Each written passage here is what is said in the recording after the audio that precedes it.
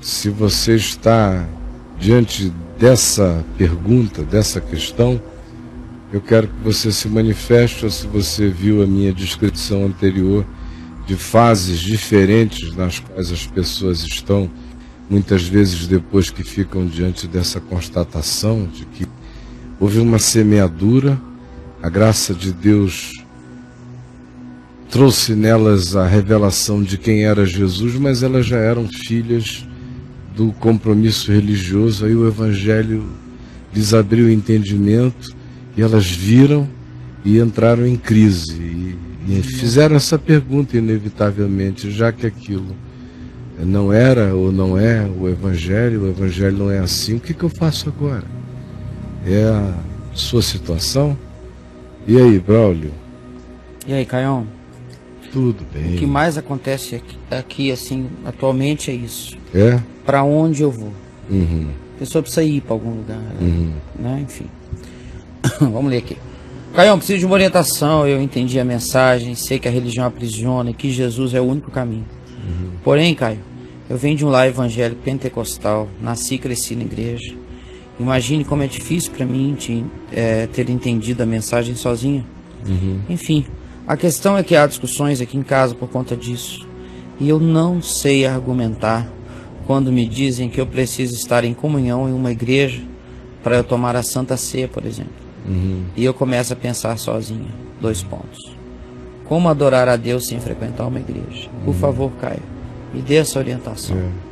Você veja como E eu aqui, antes de dizer o que eu vou dizer, eu quero fazer um parêntese, dizer que eu não estou advogando o fato de ninguém deixar nenhum tipo de comunhão que alimente, fortaleça, seja genuína, verdadeira, traga instrução do Evangelho e seja honesta na relação com as pessoas. Fecha parênteses. Mas respondendo a essa pergunta, eu digo, você veja como o espírito religioso é uma coisa forte, sutil, porque mesmo a pessoa achando que entendeu o Evangelho, você veja como o dilema que amarra a questão inteira é ainda um dilema de quem não entendeu o significado básico da nossa liberdade em Deus para adorar a Deus em todo lugar e em espírito e em verdade, pois são esses que o Pai procura para seus adoradores, em espírito e em verdade no íntimo, em verdade na mente, em verdade nas relações. Esses são os que são os adoradores, os que andam na consciência de que maior do que a carne, superior às pulsões das paixões da alma é a consciência. Isso é andar no espírito, é andar na consciência e em verdade, de acordo com a luz que chegou nessa consciência. Esses são os adoradores que o Pai procura. Agora, veja como lá em João 4, onde essa questão foi suscitada, esse dilema foi posto, Jesus respondeu à causa do dilema. A causa do dilema era: Senhor, os judeus dizem que em Jerusalém é o lugar aonde se deve adorar. Lugar de adorar, lugar de adorar, lugar de adorar. Igreja, lugar de adorar. Caio, como eu posso adorar a Deus fora de uma igreja? Os judeus diziam, fora de Jerusalém não se pode adorar. Mesma coisa, é o sagrado, é a religião que cria esse ente. Vós, judeus, dizeis que em Jerusalém é o lugar onde se deve adorar. Aqui, em Samaria, nós, os samaritanos, dizemos que é aqui, nesse monte Gerizim, de acordo com as tradições relativas ao profeta Josué, quando se entrou primeiro na terra de Canaã, e os altares significativos foram erguidos aqui, e esse monte foi escolhido para ser o monte que designava a memória das bênçãos de Deus pela obediência à palavra. Então eles dizem que é aqui nesse monte que se deve adorar. Onde é que se deve adorar a Deus? Foi quando Jesus disse: mulher, vem a hora, e já chegou, em que os verdadeiros adoradores adorarão o Pai em espírito e em verdade. Essa hora já chegou, porque não é nem em Jerusalém, nem neste monte, nem em nenhum outro lugar, em nenhum outro ambiente, em nenhuma outra instituição, o lugar onde se deve adorar. Não é possível que um lugar se transforme em ponto de contato entre nós e Deus, nenhuma instituição. O lugar onde se deve adorar é só este aqui, é no coração. E é em espírito e em verdade, em consciência e em sinceridade, obediente à luz que a graça de Deus tenha derramado no nosso coração como entendimento. Esses são os que Deus procura para seus adoradores e para crescerem em espírito e em verdade. Então você veja que a sua questão em si ainda labuta no peso e na força que a afirmação que os seus familiares fazem, de que fora de uma congregação oficial, com pastor, placa, porta, cara de templo, estrutura de templo, de religião, de denominação, ninguém está dando testemunho de ter um vínculo com Deus, porque é o sagrado, nesse caso, que legitima a fé das pessoas, e não é aquilo que acontece no ambiente do coração em espírito e em verdade, o que de fato recebe a legitimação de Deus. Veja como a ordem está toda invertida. Então, primeiro, entenda isso. Segunda coisa, entenda que não vale a pena ficar na sua casa discutindo sobre isso. Isso não leva ninguém a ajudar um outro no Evangelho. A única coisa que vale a pena em casa como em qualquer outro lugar, não porque seja uma estratégia de relacionamento, mas porque seja em espírito e em verdade, seja verdade mesmo para você, é você ser uma adoradora de Deus, nos seus atos, nos seus gestos, nos seus modos, no seu olhar, na sua interpretação da vida, no seu participar da vida familiar, no seu silêncio na hora de ser silenciosa, na sua sabedoria, no falar, na sua misericórdia em relação a não ficar querendo fazer correções de modo algum. Deixa a sua vida ser a carta viva. É isso que você tem que fazer. E a terceira coisa, é possível adorar a Deus sem estar numa igreja? É claro, até porque você é a igreja. Eu sou o santuário. A igreja não se torna igreja, a igreja é a igreja. A igreja é feita de cada um de nós, como disse Pedro. Nós somos pedras vivas dessa construção, dessa catedral. Sem essas pedras vivas não existe nada. Igreja sou eu, igreja é você. E nós somos chamados, como disse Jesus em João 4, a adorarmos a Deus em espírito e em verdade, porque Deus está procurando essa gente. Deus é que está no encalço dessas pessoas que queiram assim adorá-lo. Agora, como eu disse semana passada e na outra, e tenho dito a vida inteira, e repito aqui pela enésima vez, a afirmação de Hebreus está válida para sempre. Ela é saúde para o nosso ser, quando diz: não deixemos de congregar-nos, e tanto mais quanto vejamos que o dia se aproxima. Eu falei sobre isso na semana passada, mais ou menos uma meia hora ou mais aqui. E repito agora, em síntese para você: tanto mais quanto vejamos que os dias sejam maus, mais é necessário que a gente se congregue. Congregar, todavia, não tem que ser algo oficial, institucional, não tem que ser algo patrimonial, não tem que ser algo que carregue nada disso, porque o Evangelho não tem nada a ver com isso. O Evangelho é apenas encontro humano. Entenda isso, leia aqui Mateus 18, Jesus dizendo que o culto comunitário são 2 ou 3 reunidos em seu nome, ele ali está no meio deles. Se houver 7, 10, 9, 12, 15, 35, 300, amém. Mas o âmago é esse, são 2 ou 3 reunidos em seu nome. Isso deve acontecer o tempo todo. O tempo todo.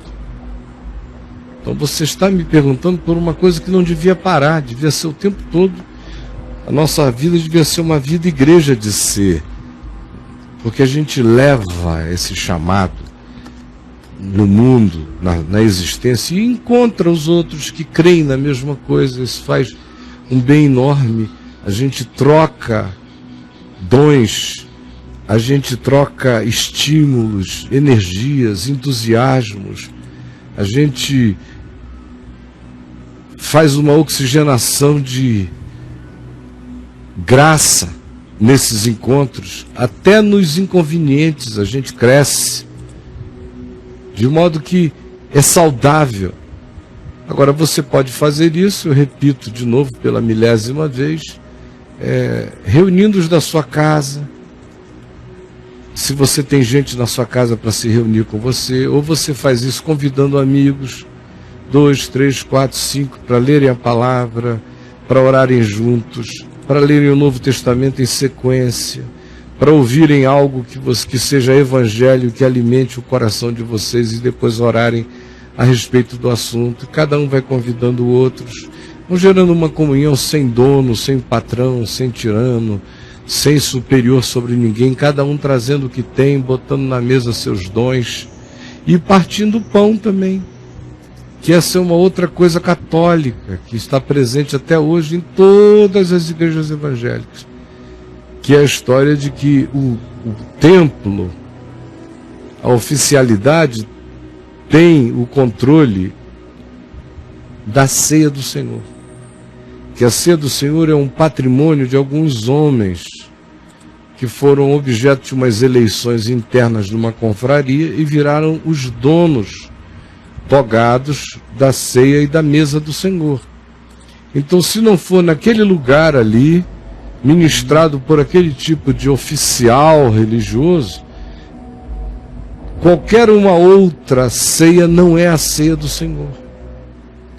Esse é o poder ainda do catolicismo em cima das mentes humanas, forjando entre os protestantes o mesmo espírito de religiosidade, que nesse caso implica no controle pastoral, oficial, clerical sobre a mesa do Senhor.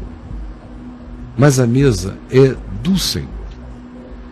Portanto, deixai vir as criancinhas, deixai vir a todos, e a mesa do Senhor é a Eucaristia, é a ação de graças, de modo que a mesa do Senhor é o dia inteiro, em todo ato de gratidão meu.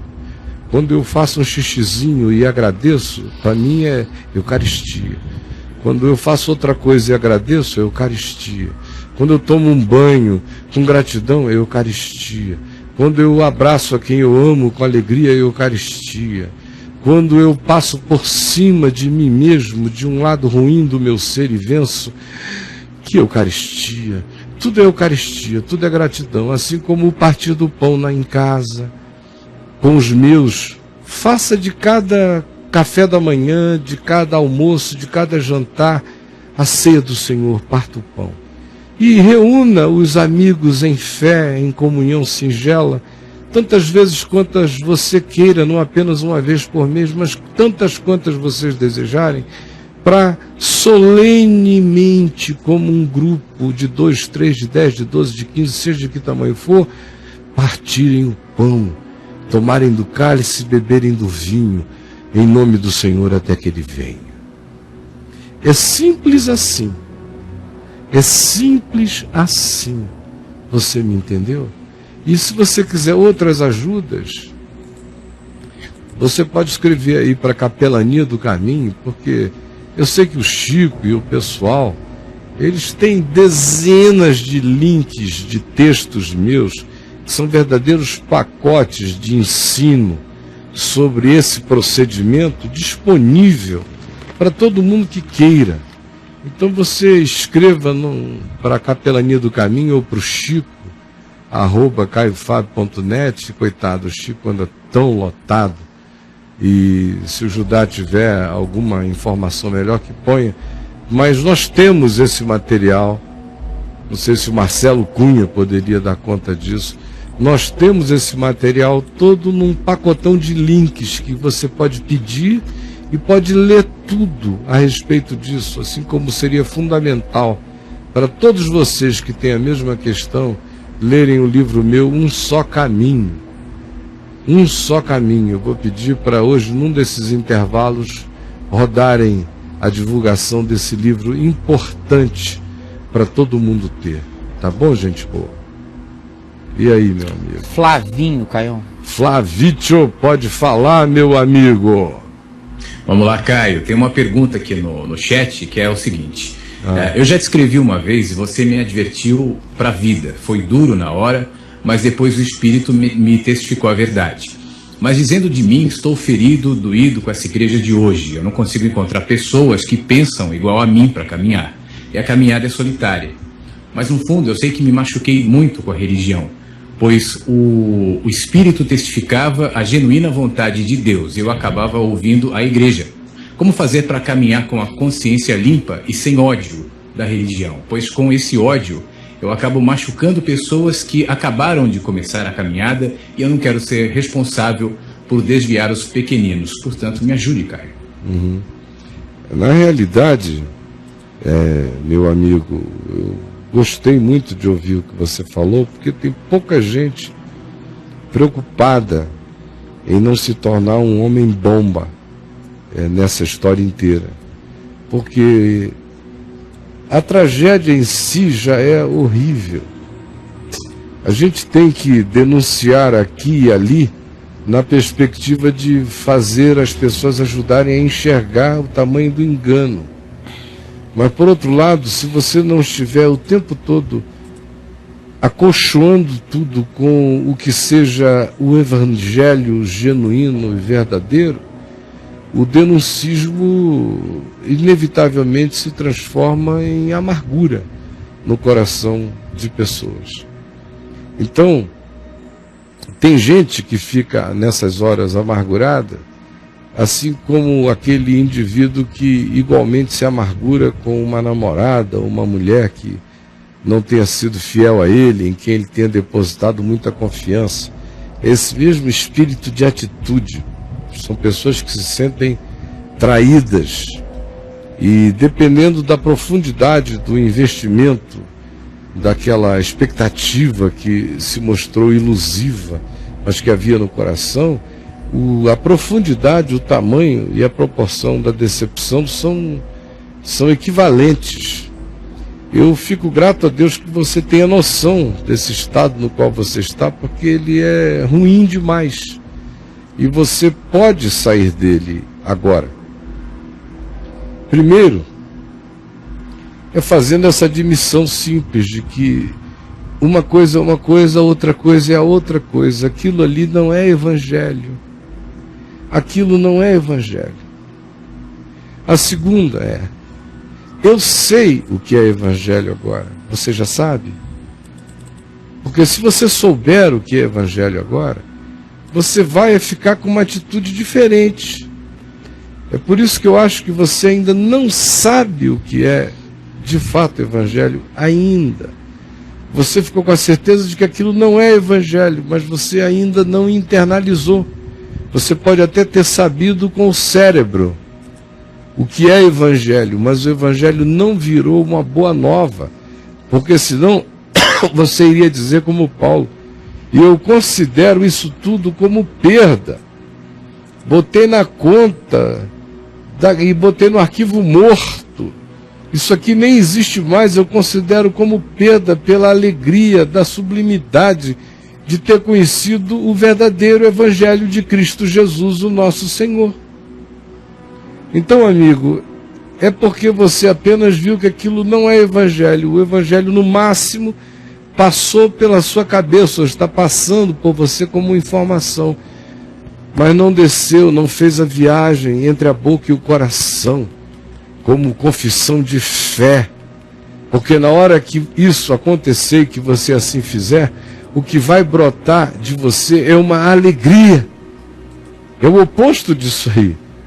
Como é que a gente fica livre disso? É abraçando o Evangelho, ao invés de ficar apenas dizendo aquilo não é Evangelho.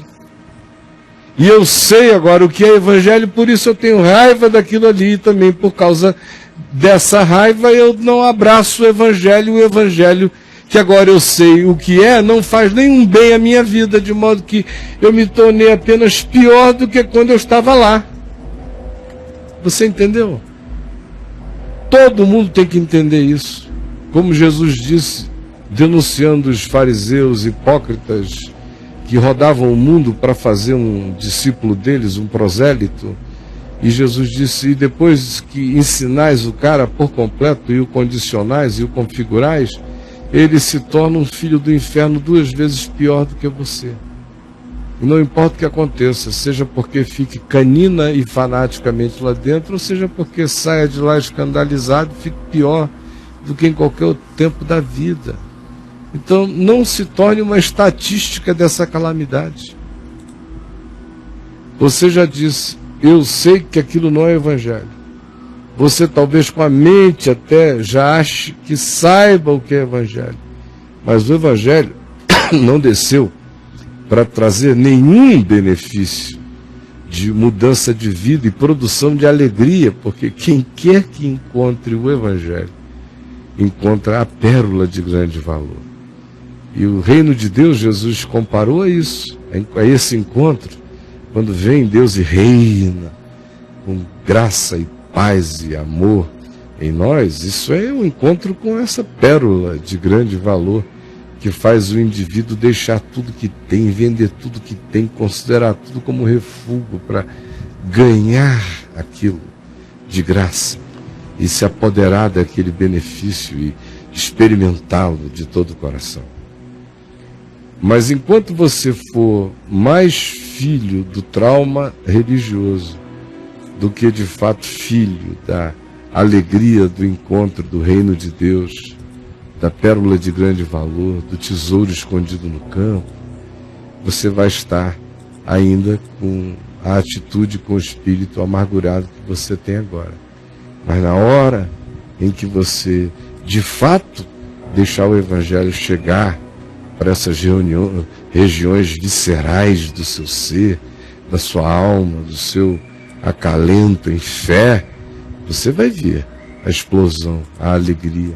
Então tudo vai ser o que tudo é, como é para mim. Eu olho, constato, me entristeço, denuncio, mas Deus sabe que sem nenhuma amargura lá, nenhuma amargura aqui, nenhuma amargura em qualquer lugar, quem quer que pense diferente está absolutamente equivocado.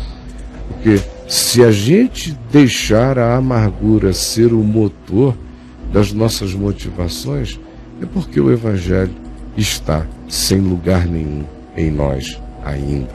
Entendeu, amigo?